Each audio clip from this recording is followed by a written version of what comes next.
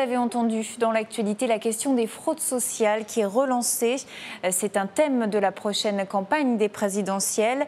Et cette affaire qui crée la polémique, forcément, une infirmière de 52 ans qui menait un train de vie plutôt qui l'a vite démasqué, on peut le dire, des biens immobiliers dans le sud, en Belgique, une maison dans le Hainaut, des grosses cylindrées et des vêtements même à 2000 €. Ça a mis la puce à l'oreille aux enquêteurs et ils ont découvert une escroquerie de 700 000 € à la sécurité sociale.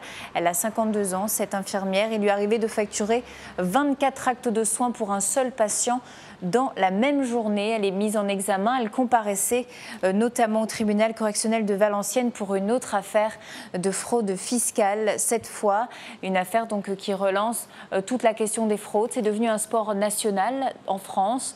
4 milliards d'euros de pertes cette année dans le pays. Et le Nord-Pas-de-Calais est malheureusement particulièrement touché.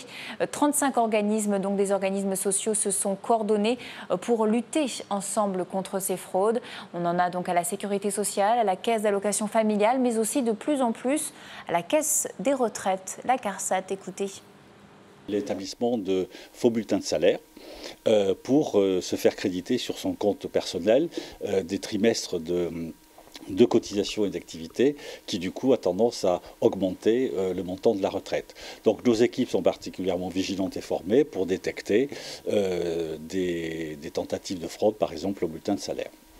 Les équipes donc, qui sont très vigilantes pour ces fraudes, différents types de fraudes avec différents types de fonctions. Ça peut aller du remboursement simple avec pénalité et puis ensuite, dans les cas les plus graves, le pénal avec de la prison avec sursis, voire ferme dans certains cas.